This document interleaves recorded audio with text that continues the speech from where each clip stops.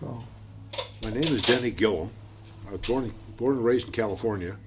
Went to West Point. I graduated in 1964. Went to Airborne and Ranger School. Then was assigned to Fort Carson, Colorado, where I was a rifle platoon leader. And while there, I volunteered for service in Vietnam because we were just starting to put combat troops there. Just before I deployed, I met on a blind date a young lady. 2 weeks later, I proposed marriage. 2 weeks later, she said yes. A week later, she was going to a summer seminar. It was over. A couple of weeks later, I drove out to Ohio to meet her and leave her my car and meet her family. Went to Vietnam. Got there in October of '65. Assigned to the 1st Infantry Division, where I was a rifle platoon leader. Was there for 6 months. Then, much to my shock, I was picked to be an aide to a general. I'd never even seen a general before, but they didn't say please. They said go do it, so I did. Did that for 6 months. It made sense. He was a new general, and he wanted an aide who had been in the jungle, since he had never been in the jungle. It was all very logical, and I learned a heck of a lot. The 6 months I was a rifle platoon leader. We were in heavy contact, maybe 3 or 4 times, but daily some kind of contact. I loved it. I took over a platoon that was in really good shape, and we really clicked. And it was just a pleasure being with them. Was it a shock for you? I mean, you're coming from America and you're in the jungles of Vietnam. Was that like a culture shock or something? Or Well, how it did was, you but adjust to I that? did something that, let's say, I was told later, it was one of the few times they'd seen a second lieutenant say something smart. When I took over the platoon that platoon had deployed. That was part of a brigade that had deployed about 3 months before. And when I took over the platoon, the previous platoon leader had just been afraid of being shot at, so they moved him out, and a very senior sergeant ran the platoon. And when I came in as a replacement, after I got introduced to everybody, the platoon sergeant said, "Sir, what do you want to do now?" And I said, "How much longer are we going to be out here in the woods?" And he said, 2 more days, and the 3rd morning we get lifted out and we go home. And I said, "Sarge, why don't you run the platoon like you've been running it? Let me learn from you how to run the platoon, get used to the people and the environment." And he had a smile on his face and said, "Wow, a second lieutenant with at least a little bit of a brain."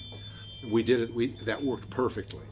And then he got moved on, and the other sergeants appreciated me so much that I just clicked with them. We were in one really heavy contact situation where we were out looking for the bad guys, and we were the point platoon, and we made the first contact, and we were near where we were supposed to be picked up and taken out. So the company commander told me, "Engage the enemy while I get the rest of the platoon, the rest of the company over to the pickup zone, and then you withdraw, retreating back." Well, I know I did that, but I remember going back to the platoon and telling them what we're going to do, and I remember being back with the company. I do not remember what I did or what we did in the retreating part, but everybody thought we did everything perfectly, and I got a Bronze Star for it. Oh, So, congratulations. so I obviously did something right, but I found out that 2 other times in my second tour, when I was in really intense combat, I have no recollection of what I did. I did it, we did well, but I don't remember what I did. And to me, it's because it's sort of like playing football.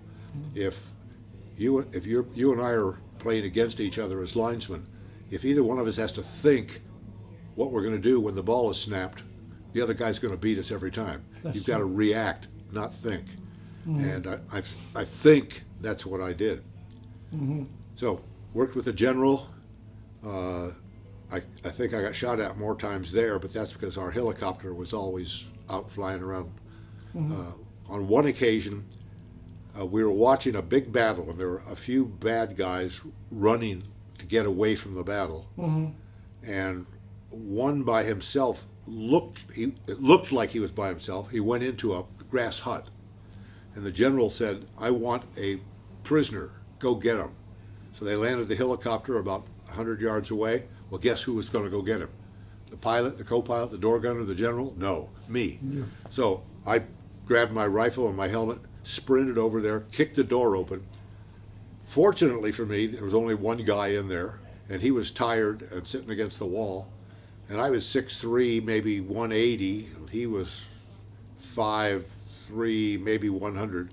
I reached over and grabbed him by the back of his shirt and ran back to he was flapping in the breeze behind me. I didn't know if he was armed or not, so I threw him in the helicopter. He landed face down on the floor. I jumped in and landed on top of him because I still didn't know if he was armed or not. We flew 20 minutes and turned him over to some MPs. That was the only time I had to physically get face to face, hand to hand with an enemy soldier. But And you survived. I survived, and he survived. Yeah. Okay. Okay. But there could have been 20 people in that hooch we didn't know. Mm-hmm. So I got decorated for that too. Yeah. And I have one more question. sure. Back then, it seems like you went to war with pride. Yes. That's what I'm getting from you.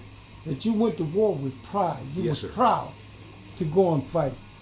How do you compare your era in Vietnam to the directives that are being given to the soldiers today? Well, a lot of the soldiers today, and I know some of them, indeed one's the son of one of my honorary sons. He was one of my son's best friend. He's ready to go, and and the guys around him are there. He's careful about what he says because we talk on the phone and you don't know that he has suggested that they aren't as informed as they'd like to be. That's my interpretation of what he said. But all of the people that were with me, maybe they weren't glad to be there, but since they were there, they wanted to do well and stand up for their country. And that was true the whole time on my first tour. How many tours did you do? 2. You did 2. Okay. So I came back, married my honey, got assigned to the 101st Airborne Division at Fort Campbell, Kentucky, and about 2 weeks after we got there, I was promoted to the rank of captain and was given command of an airborne rifle company, which is the dream assignment for a captain. There's no infantry captain. There's no better assignment than that. So I thought I'd died and gone to heaven. I'd married to this wonderful gal, and I had the best job I could ever ask for, and got to jump out of airplanes, and got paid for it.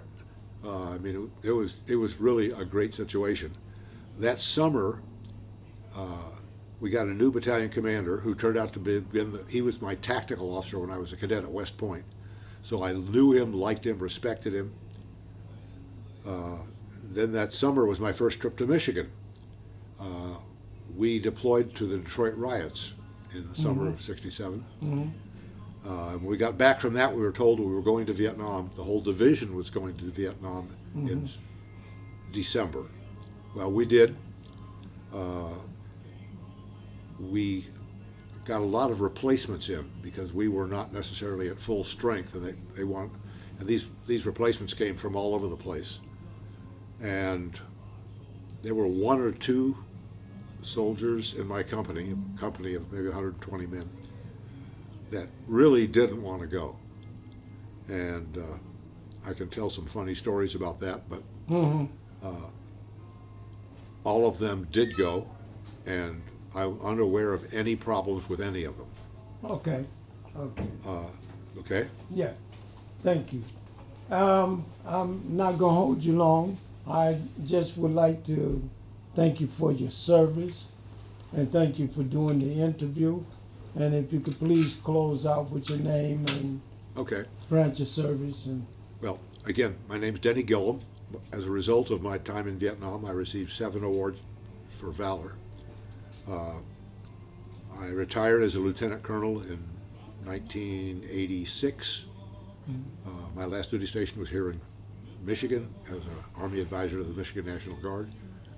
I did not want to come to Michigan, but when I got here, I found out we loved it, and I retired so they wouldn't move me anywhere else.